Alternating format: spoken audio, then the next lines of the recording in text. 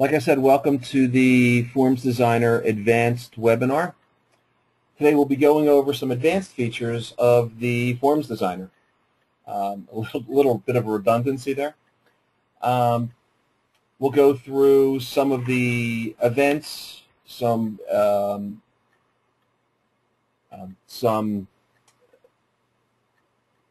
common block variables, and how to move between forms. So let's get started. I have a form that is already created in the client file called Demo tab. Okay, we'll start down here with the W3C Compliant form. This was needed in previous releases, everything before release 6, to tell DesignBase that this form was a public grade form that can be used in other browsers besides IE. So you would have to click off W3C Compliance, but then you would also lose some functionality in the designer because of it. And then you would go and pick which type of compliance level you're looking at. With the DesignBase 6, you no longer need that compliance, but it is there for backward compatibility. We will get into this information in a little bit. Input fields use tab index. If you have a form that's in two columns, so you have fields on the left side and fields on the right side, DesignBase by default handles the tabbing for you, but in a two-column scenario, the browser will tab from left to right and then down to the next field. So it'll go left, right, down, left, right, down, left, right, down. If you want your tab sequence to go from top to bottom on the left side, and then once they click the tab, press the tab key at the last field on the left, if you want to go back up to the top on the right, then you have to set that tab order yourself. So to do that, it's very simply come into your form, click tab index, and then set all the numbers in the order that you want to see them, that you want the user to be tabbing through each of those. So it starts at 0 and goes up as high as you want it to go. Let's exit there. Okay, we'll get to that. Include report on Keypress Searches. That is needed if you're going to use predictive index searches on this form. If you don't click that field, you won't see the predictive index list pop up on your screen when you display that search. So that must be clicked to use the predictive index displays. Form center. That if you're using left side menus, then you're probably not going to want to use form centered because it really doesn't look right. We've tried many things in the past to view forms in a centered environment, but unfortunately they don't look very well. They don't look very good. So we suggest that if you're going to use a left side menu, you don't center your forms. So if you don't use a left side menu and you want to center your form, DesignBase will only look at the first form the user accesses for the centering. Okay, so the first time the user logs on, the very first form they get will determine if that form and the rest of the forms in their session are going to be centered. Before display, that is a subroutine that allows you to determine what type of, determine if the user is going to pop to another form. So it's used to allow a programmer to programmatically determine if a user is allowed in this form or if they want to branch that user to another form. So that's what display before display looks like is for. Let's take a look. I do have a before display here. Whoops, sorry about that. If I could spell, I'd be dangerous. Like I said.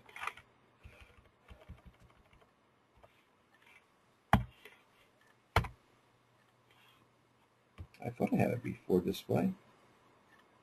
Oh, I'm sorry, it's before screen. Control U. Before screen. Okay, what this is doing is it's opening up the DBI forms file and the DBI sessions file. It's using a common block variable called DB local form.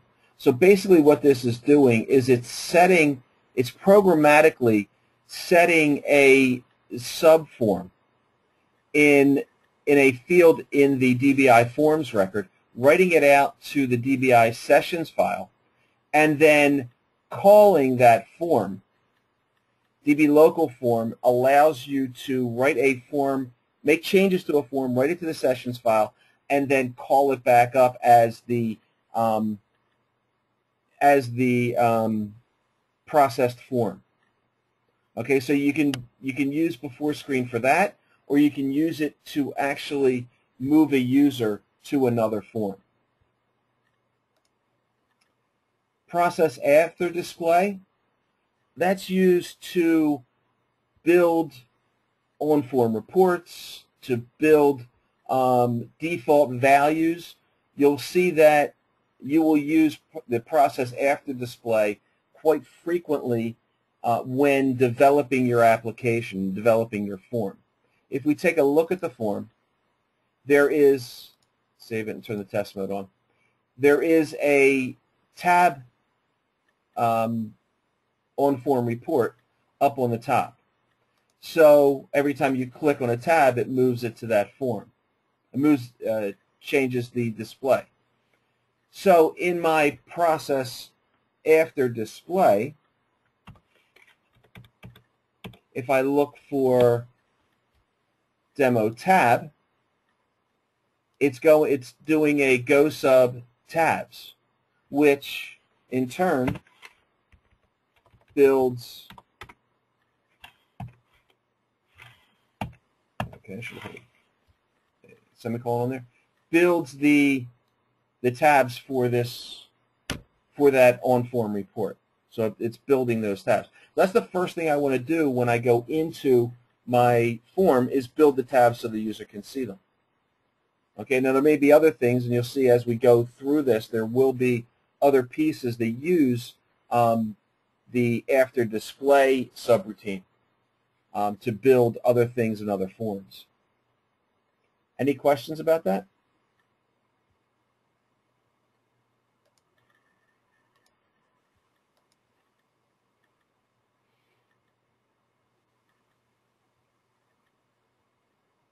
Okay. Let's go back into the form. We'll come back to some of this other stuff later. At the end, we'll come back to a lot of this. So let's go back into the form and talk about reads for a second. If you look at this field, DB client, it does, oops, let's get rid of that. Sorry about that. It does a read on two different files. So it reads the DB client, puts that in DB record, reads the client sales, and puts that into DB other record 3. Okay, let's submit that. So it's doing a single part read. I have the key, it's reading the record, it's going forward. I have a file called list DB client sub. It's got one record in it. Okay, if we edit DB client sub, all it says is, okay, so the ID is the client ID asterisk and a 1. And the attribute 1 is just simply some text. So now, when I enter in the client code, I want to use the client code as the first piece to the read. I'm sorry. Okay, so I'll go into the properties of the client code. I'll add a new read group. I'll make this read group 4. Let's just make sure that I don't have a 4 yet. So I don't. I'm using 1, 2, and 3. So I'm going to use 4. This is going to be read step 1 in the building of that key. I can add a prefix to the key if I wanted to. I also can add a delimiter. So I can add, my delimiter is going to be asterisk. This is going to be a read step only, so that's all I really need to add to DB client, the DB client code, for it to save this key in the system records so that I can read it using a second step. Submit that. Now I want to add a field that will store my, that allows the user to enter that number 1. I think I just have a work variable. Whoops, it's not in exec, it's in client, and timer I think I have. Yeah. So I'll just put this field on the form. Let's put it right down here. And I'll go into the work variable, and I'll say that this is going to be read group 4, but it's read step 2. So as soon as read step 2 is completed, DesignBase will read the record and display the information. So I don't have a prefix, I don't have a delimiter, because the delimiter is already defined in read step 1. If this were a 3-part key, I'd have a delimiter in steps 1 and 2, but no delimiter in 3. So what DesignBase does is it takes step 1, concatenates it with the delimiter that's defined in step 1, concatenate it with read step 2, and any delimiter that's added to read step 2, and then goes on to 3, 4, 5, and 6, doing the same process. So now, since I have all my key parts defined, I can read the record into DB other record 4. I can read it from the client sub. I need a read, so I'll do no lock where it must exist. Okay. I could also do subroutines before and after. So now, what DesignBase is going to do, the key for DB record is stored in DB key. So if I were to go into a program and do a DBDS space DB key, it would show me the key that was entered in DBC client code. Likewise, the keys for DB other records are stored in DB keys, with the dimension the same as the dimension on the record. Okay, so for DB other record 4, my key is stored in DB keys 4. So it'll take those 2 read steps, take the client code, asterisk, and the number, and place that in DB keys 4. Key.parts is dimension to 100, and those are for to store all of the keys that are entered on the form by read group. So DB key part 4 from this read group is attribute 1 is DB record. Is DB key, the DB client code. Attribute 2 is DB client I'm sorry, the number that we entered. Key dot delimiter stores the delimiter that's used for each of those read steps in the same order. Does that make sense? Any questions about that before I move on? Submit that. And so now that we have our read done, let's go to properties. I want to go into fast. For client sub, let's add the description. We'll just add it down here. Make it a little bigger.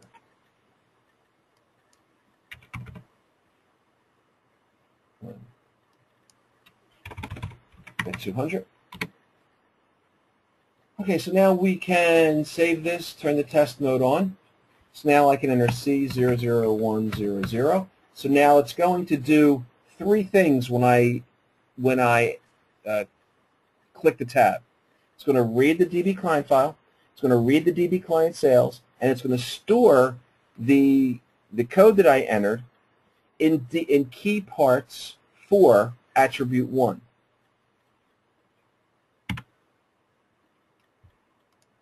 So now when I go to timer and press 1, when I hit the tab, it's going to do a couple things. It's going to take that 1 and place it into key.parts for attribute 2. It's going to then take, because this is the last piece of the read step, it's going to combine the keys from key part, store that in DB keys 4, read the record, and display the description. Bang. So that's how you set up multi-part keys. Now, of course, you can have a subroutine that builds those keys to read those records and fill the fields on the form if you like. That's very easy to do. Any questions about that before I move on?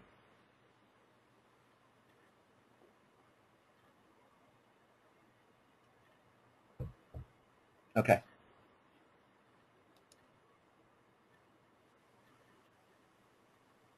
Let's look at a field called a common block variable called DVReturnToView. Let's look at this code file. I'm sorry, this client name, and you'll notice that it's running a subroutine. So I have an after process already built in that runs that subroutine after the user enters some data and presses the tab key. So looking at that, Control Home, Control U, we will look at validation.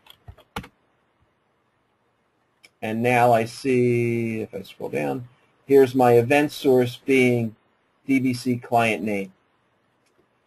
And DB, I'm sure you've seen this before, but DVValue is the value of the data that the user entered in this field before it's validated. So I'm saying if DVValue equals Joe, then do a button click. Button click is a common block variable that if DesignBase sees anything in there, it will try and execute that button. So when I click on that button, when I press Joe, and when I enter Joe in the client name and press the tab, it's going to run whatever is behind DemoSub. So if we take a look at what DemoSub is, and it happens to be this button. Okay, here's DemoSub. It's running a subroutine. So let's look at that. Control Home, Control U, buttons, button. And the button is DemoSub. Where are you? I know it's here somewhere. I pass it. Graph. Test.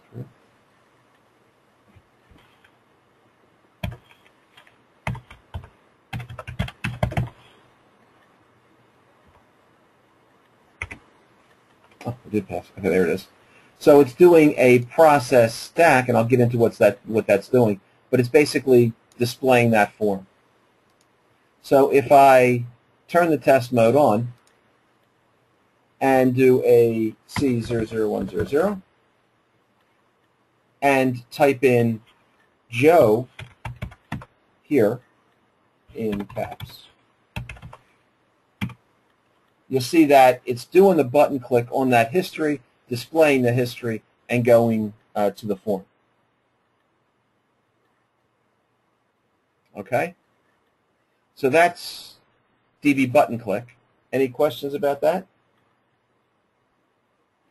Okay, let's look at what this is actually doing.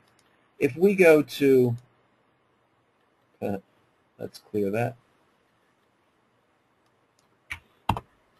If we go to sales and click on the history, you'll see that it's going to that history. I have graphs that are being built.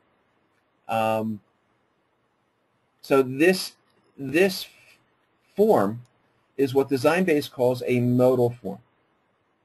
Modal forms can have multiple different properties. We can take the properties of its parent form, or we can have our own properties. Turn the test mode off here. Let's go back to home. Sorry, exit there. And let's take a look at, I'm sorry, we need to call up that form. And look at that form. We'll do client DemoSub. You'll notice now that I've turned on preserve comment. And it's a modal form and it's a subform. By turning on, we'll do each one of these separately. By turning on preserve comment, excuse me, when we run this form,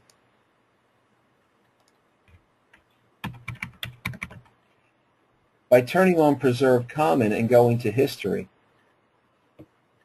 DesignBase moves all the data that's in this form to the calling form, because I'm preserving the comment. So it takes all the read variables, all the work files, so it takes DB record, DB other records, DB work, and some other common block variables, and preserves them and keeps them on this form. So you can see that where it says Warsaw Curtains, if I change this to Rick's house and press the close button, if I could spell it, be spelled right, you see it moves it from form to form because preserve comment is on. If I were to, okay, so let's keep that the way it is. Modal form tells DesignBase that this is a pop-up form that has complete control until the user releases it. So we're in the modal form. If I click anywhere else, I cannot do anything until I close this form. So that's what the modal form means. If it's not a modal, that means that when you call the form, it's going to destroy the form previous on the screen. So it's going to be a complete form, and it's going to overwrite the screen that's there, but still keeping all the common block variables. Every form that's going to be either a modal or a called form within a group, it needs to have subform clicked. So for instance, I'm sure you've been on websites where you enter information on the first screen, you press a tab, you press continue, and it goes to a second screen of data. And so you enter that, and there might be another continue button. You might get 3 or 4 screens deep before you actually have a submit button or an update button. Well, that's what DesignBase does also. We can have a multi-form mechanism where the first form is the parent, and all the forms are a subform of the parent form, where we preserve the common. Modal Form is not clicked, but we do have a subform, which tells DesignBase that all these forms are grouped together. So these forms act like a wizard. So you can create wizards in your application that look and feel just like a real wizard. Okay, so when we call this form, like you saw before, it moves the data back and forth. Let's take a look at that form once again. You'll notice that I have an after display. Remember, I said you're going to use after display quite frequently in your development. So it's running a subroutine, running the same subroutine. So if we go back up to the top and scroll down to after display and look for DemoSub, it's calling 3 different subroutines: the sales report, the sales pie chart, and the sales bar chart. So what that's doing is it's building this form and these 2 charts. We will go over how to build these forms in the On Forms report webinar. I believe it's next week or the week after. I'm pretty sure it's next week.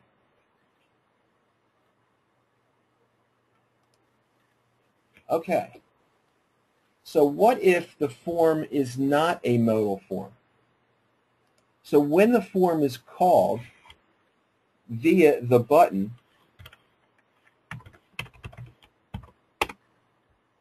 and we go to DemoSub, which is, oh, it's history. Yeah, history. B.history. When the DemoSub is called, it's called via a process stack. So just we'll just go back into that and take a look at that field. So when the button is clicked, it's running a subroutine. So this subroutine is button, and the event source is B.history, and it's doing a process stack. Process stack is a common block variable that gives control completely to the form that it defines. So right now it's calling DemoSub. DemoSub is defined as a modal form with preserve common on. We can change that so that we don't want preserve common on, but it's still a modal form. So if we do a tilde and an L, L means that it's a layered form. Still a modal, but it's a layered form and has its own common block. So even though we ticked preserve common on that DemoSub form, we're telling DesignBase to ignore that and make it a layered form with its own common block. So just by simply changing that, recompiling and cataloging the program, when we click on the history button,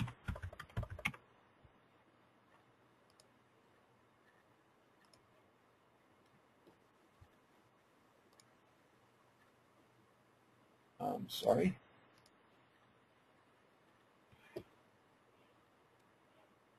Okay. Turn the test mode off. Oh, it's called B.DemoSub. D.DemoSub right here. Okay, sorry about that. So if I do a tilde L here and compile and catalog it, test mode on, go into sales, history. Now you notice it has no data in it. There's no graphs, because even though it called that subroutine, preserve common is on, so DB record has no data in it. DB client sales has no data in it. So we're really just displaying a blank form. So to get the data over there, if we wanted to move it and fill in, let's go back to history. we want to fill in the client code and the client name in a layered form, we can do that by saying, back into the program, and using a common block variable called dbpass.dvValue. And we could set that equal to dbKey. What is dbKey? That is the ID for this DB record. So I'm setting dbpass.dvValue, I'm setting that DB key. And then I'm telling DesignBase pass DVValue.to equals DBC client code. So basically what this is doing is it's stacking the data for input. So when the form is called, DesignBase will place the key, is a common block variable that stores the key to DB record.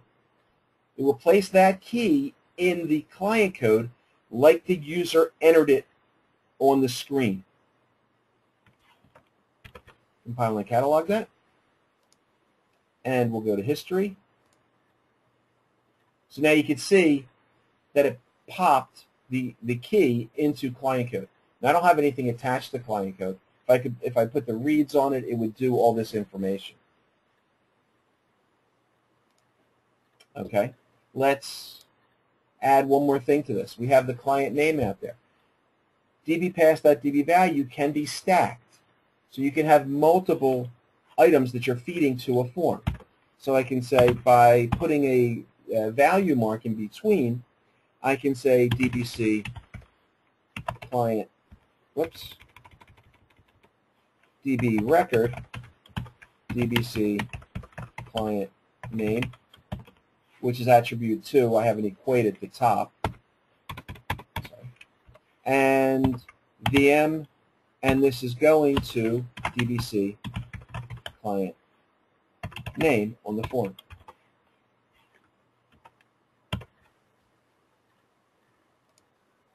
So if I then run the history again, bang, it puts both items in here.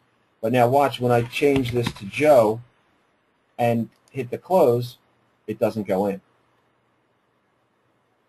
Because preserve common is not on, so it's got its own common block. Let's change that up a little by using a modal return. So when I go to history and it shows this data, when I close this field, when I click the close, we can have a subroutine called on returning to the parent form. So that subroutine is defined on the first page, right here, Modal Form return process.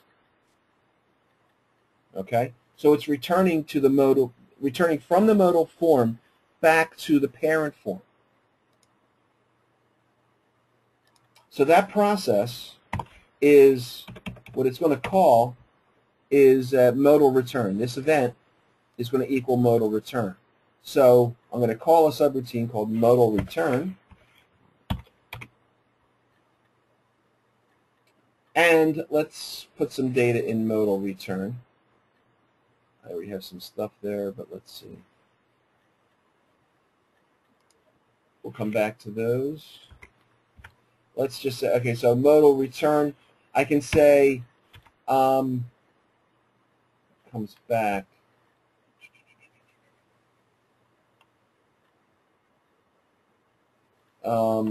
That's not a good one. That's not a good example because I need to write a program on the other side to store that. It's already destroyed. When it comes back here, it's already destroyed the data that's on that form. So if you want to move data from a layered form back to its parent, you need to store it in a non-destructive common block variable, which would be DB store. So if you save that record into DB store, when the close button is clicked, then you can evaluate the close button in the modal return. So if we say if we just remove these comments here,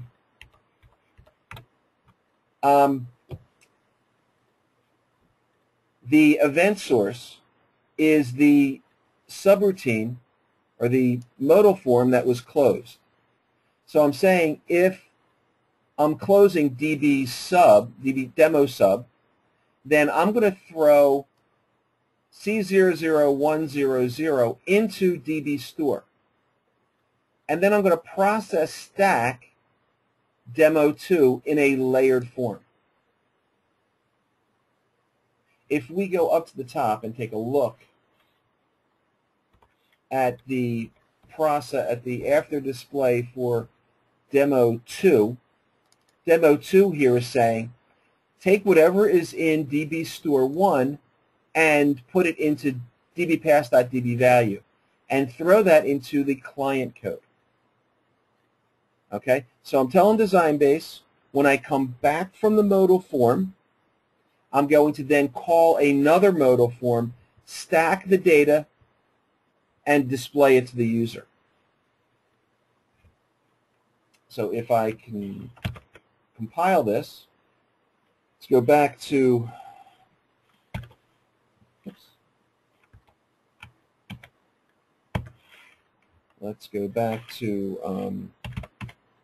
Modal Return. And you'll notice that when I'm also looking for the event source of demo2, okay, so that when it comes back from demo2 after this process stack, I'm displaying back to the parent form. So let's run this puppy and see what it looks like.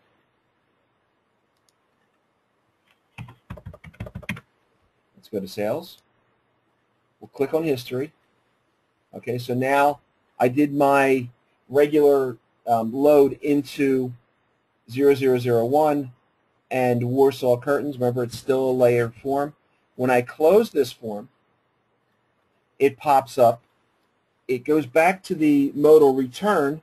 It says, okay, this is coming from DemoSub, so now I want to stack the client code into a DBStore variable.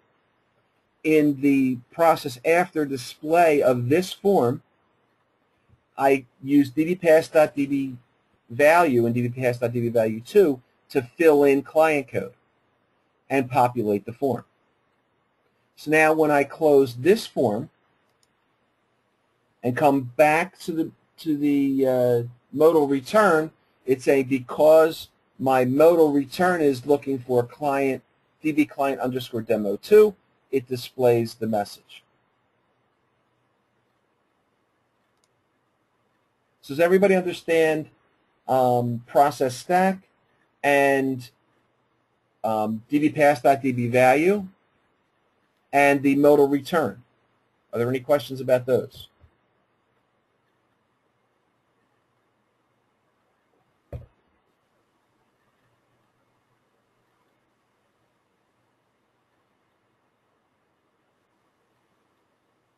Oh, I meant to do DVReturnToView field, and I didn't do that. So let's back up a little bit. Again, in this client name, it's doing a process after. So if we go back to the form and look for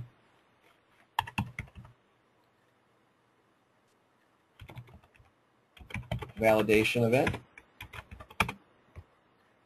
for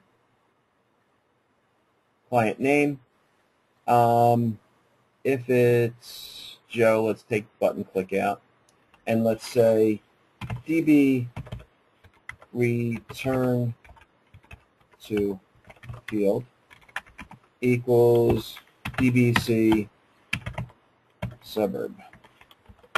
Okay, so DVReturnToField is a common block variable.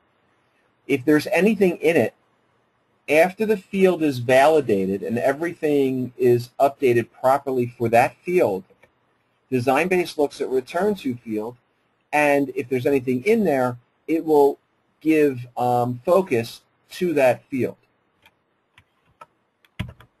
So if it's Joe, then we're going to pop to, so we'll put in Joe here, and you see now it processed Joe and then jumped to city and town. This is a nice way of skipping over sections programmatically. We use DVReturnTo field for multiple different things. If we look at the search process for client code, you'll notice that it has a return to field of DVC client code. For a search process, what this is telling DesignBase is to take the data, that was selected by the user, put that into DVC client code. So basically it does a DVValue, DVPass.DVValue, DVPass.DVValue2 to client code when the user selects that data. And then also set focus to that client code.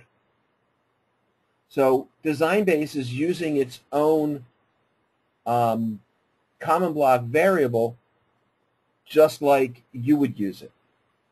So let's take a look at that. If we turn the test mode on, we search for something here, we pick it. So I'll just say this fabrics company. So now when I click that, it's going to take that field, place it in the DVC client code, and then do a DVReturnTo field to the client code. So you see the client code is highlighted. We use DVReturnTo field in things like buttons. So when a submit button is clicked, after it writes out the record, we send a return to field back to the client code. So DesignBase is doing a DVReturnTo field from a submit button, from this submit button.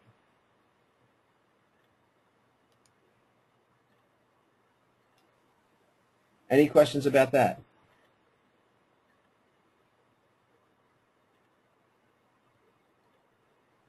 Okay. Let's go into a little bit about multi-values.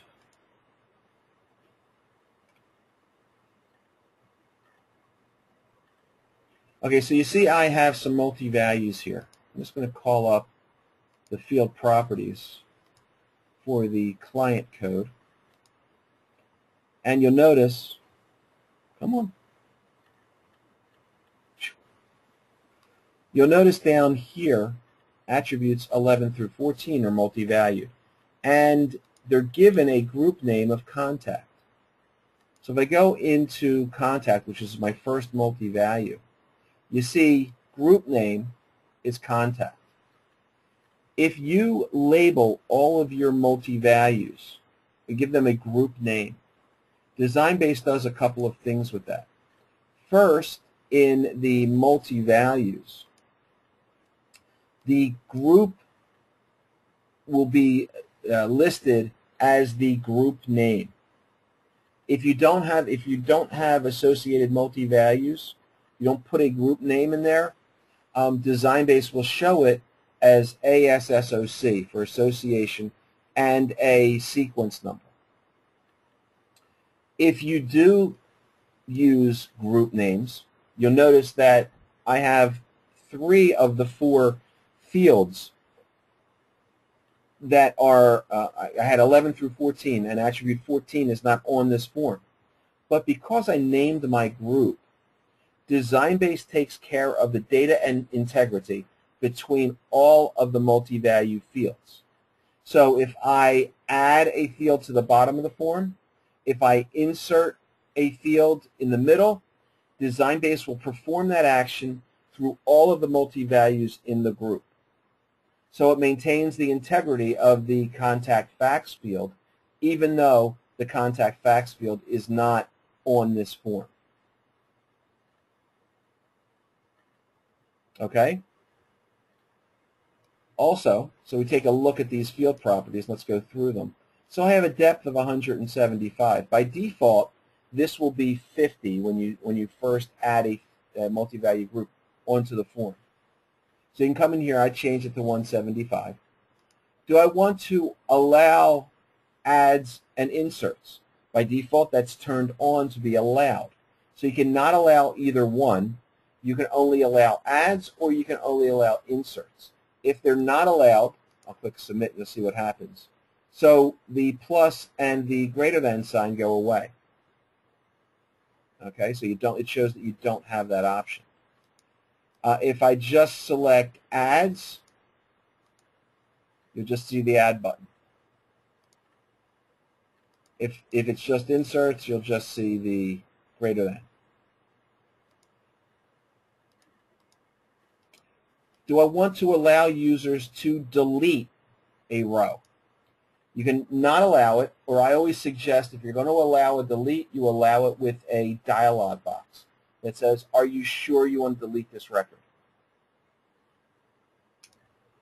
So we also have processes that we can run before these three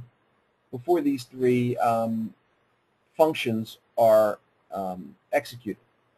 So before the add process, I can run a subroutine.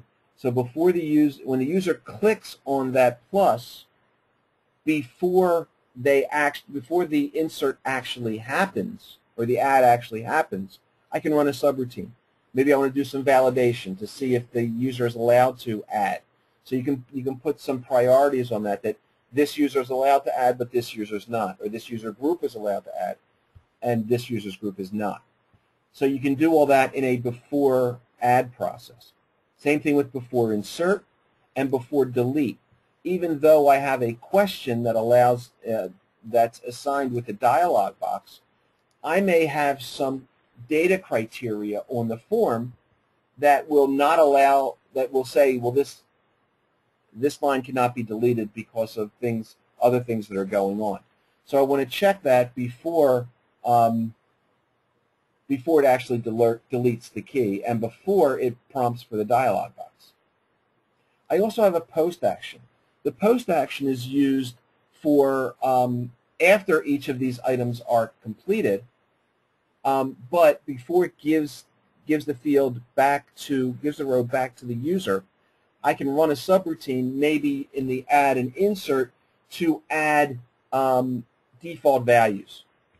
So as an example, db.i.dvClient.rw, and we'll submit that. So it's running that subroutine.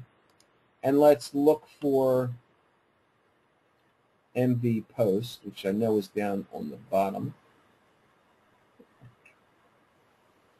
MV post. Okay, so I'm not looking to see which field is actually getting clicked. I'm just saying throw ABCD into DB record, the DBC contact, which is attribute 11, and the current counter, multi-value counter. The common block variable dbMVCount stores the position of the row that you're on. So if I'm inserting at the third row, my dbMVCount is going to be 3. So I'm saying at that spot, put ABCD in the form. Okay, so let's save that and turn the test mode on. Let's go into contacts, and we'll click on the add button, and you see it put ABC in there. If I go into insert, it does the same thing. If I tab through this and tab to the next one, because that's an automatic add, it's going to throw that item in as the default. I also put a dialog box in the X. Are you sure you want to delete row 3? Okay, clear that. Any questions about that?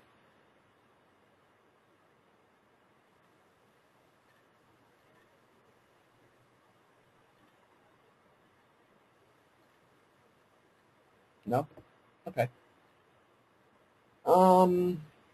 Let's go back to the parent form.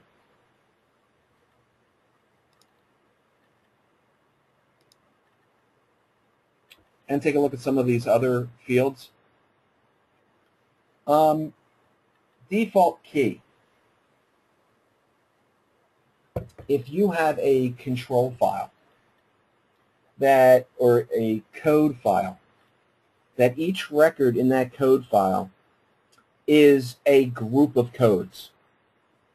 So I may have a record in the code file called type. Attribute 1 is a multi-valued list of types. Attribute 2 is the multi-valued list of the corresponding definitions. So I can tell DesignBase that a form is solely to edit that record. So I can tell DesignBase that when this form is displayed to the user, automatically read that record without the user having to enter any data. So I could say the key value is type. So maybe that's the record ID from the code file. The read group is 1, so it's going to be my first read. My read variable would be DVRecord. The file, maybe I don't have a code file, so I'll just say control, and whether I want to lock that record or not. Okay, so now I've set up the default so that when this form is called, the record is read and displayed to the user for processing. There is an example of this in system parameters.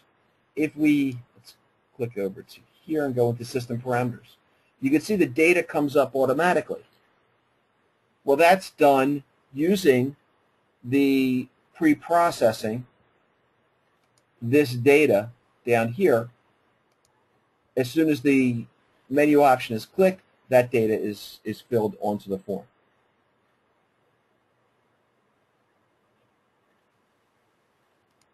Any questions about that?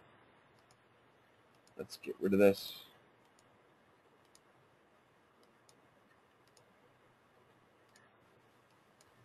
Delete that. And delete that. Okay, header form. There are, in release 5, we introduced include header forms and include footer forms. So you can make every form in your application have a header form that displays the same identical information. So I have a header form that's called demo head, I think.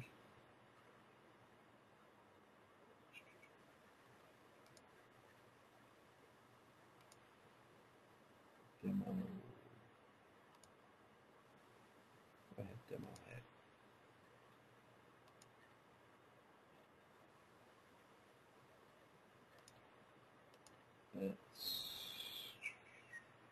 Forms designer.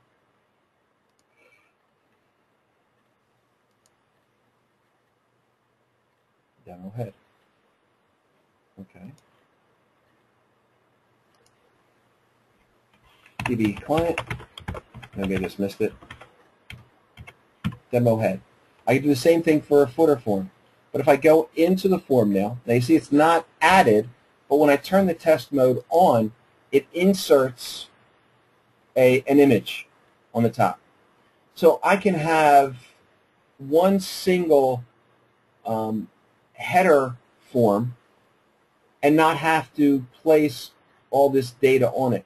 I can have a work variable on the form that's displayed at the top and programmatically fill the client name demo on my in that work variable in the after display process. We have clients that are using predictive indexes in the header forms so that there is a search label, a search process for predictive indices in a header form, and that header form is included in each of their forms so that they have a predictive index search on every form, so that if a user is in a form and they enter in a piece of the application and want to go somewhere else, they can do that directly from the header form, and the developer doesn't have to add a search process to every form. It's in the header. You use the footer for the same type of things at the bottom of the form. Contact us, home page, that kind of thing. Everything that you see on a web form at the bottom, you can do the same thing. Copyright information, so forth. So you can include that information at the bottom of every form. I believe that I've gone through everything for today. You can change the background color from what it is in the CSS, and you have menus here that I'm not going to get into, top and side menus that you can define per form, but we'll get into menus in a different webinar. So are there any other questions that you may have about this webinar?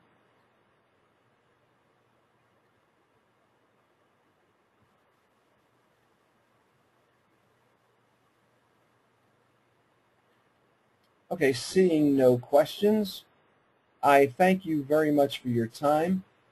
We have 2 more webinars, not 2 more, we have a full week of webinars next week and the week after, so feel free to join those. We also are recording all these webinars, and this webinar will be on our YouTube website later on today.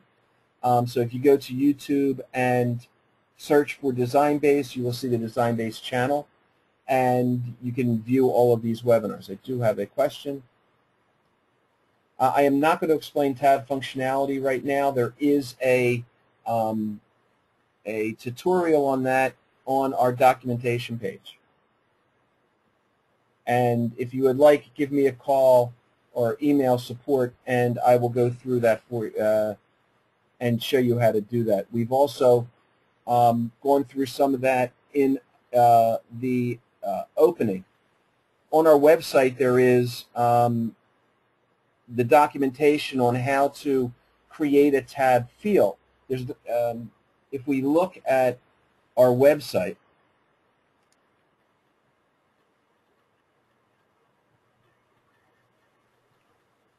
a little bit slow on my PC.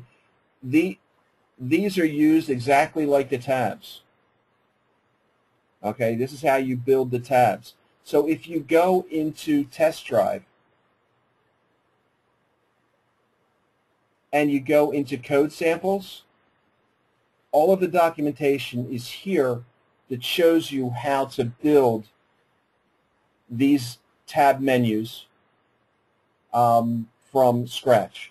They're all right there. Any other questions?